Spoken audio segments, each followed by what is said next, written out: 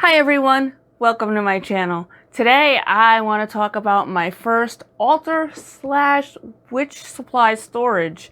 I was cleaning my room, tidying things up, getting a little organized, and found the box. I've had this box 25-ish years. It's fallen apart, and it's had a bunch of other stuff in it since then, but this was my first altar and my first witchy storage.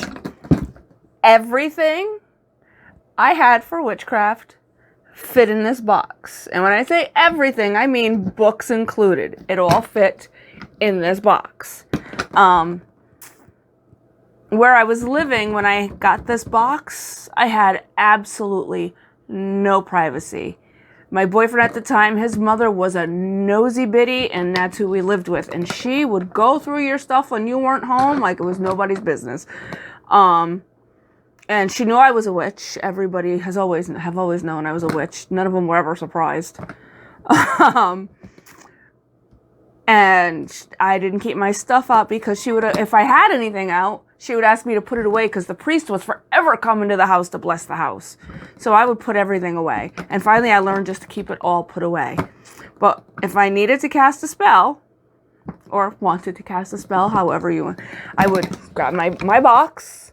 I would go sit on the bed, place the box on the bed, open it up, take out what I needed. I usually used votive. Most of my witchcraft then was done with candle magic. I wasn't allowed to use incense. I didn't have a bunch of stuff, so candle magic. And I would take out, not this one, and it probably was black, small bandana.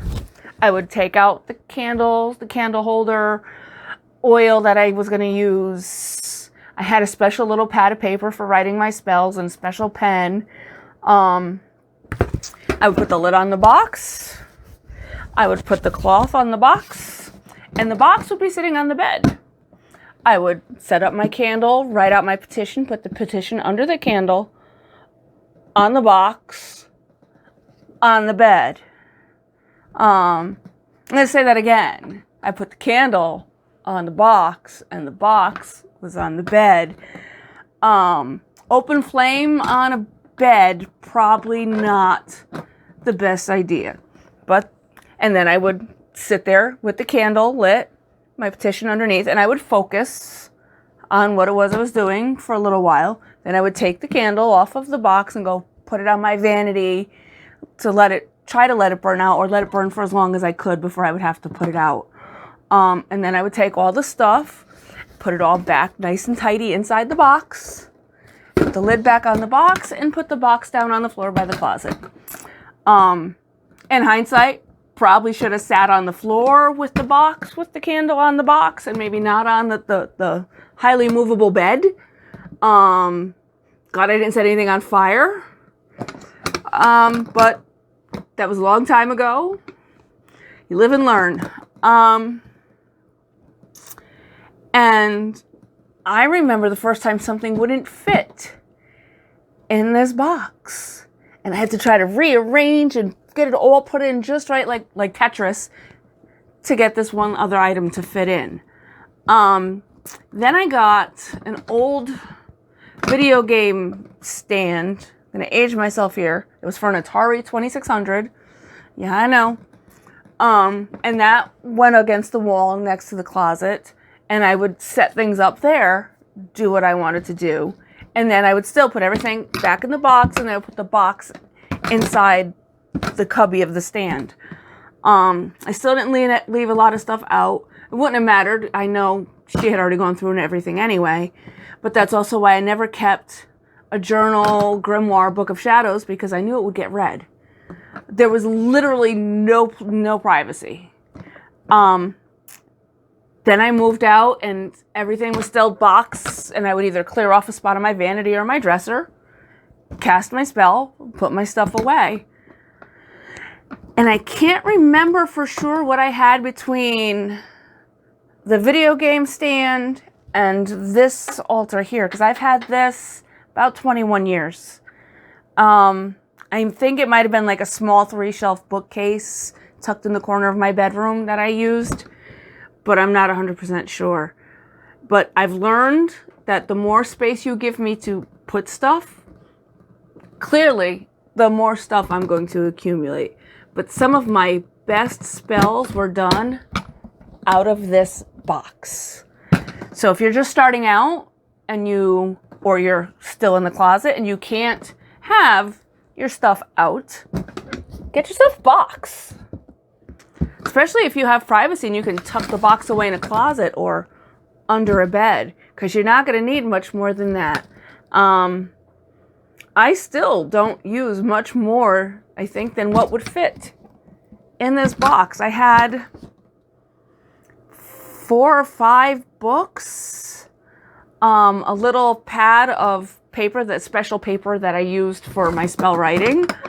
I think I had a bottle of Dove's Blood ink and a little wooden like skewer that I used to write with it.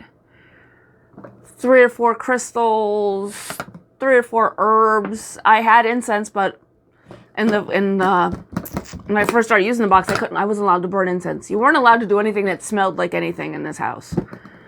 I would buy candles as needed. I always made sure I had at least like 1 or 2 white candles on hand, but if I was going to do a money spell, I would make sure I made a special trip to the store and bought a green candle, and I would buy 1. But I can't believe I still have it, and I can't believe how excited I get thinking about how much everything in this box meant to me at the time. And I think I still even have, do I still have any of it? I've replaced the books. Obviously I don't still have the herbs. I think I still have those first crystals that I ever bought.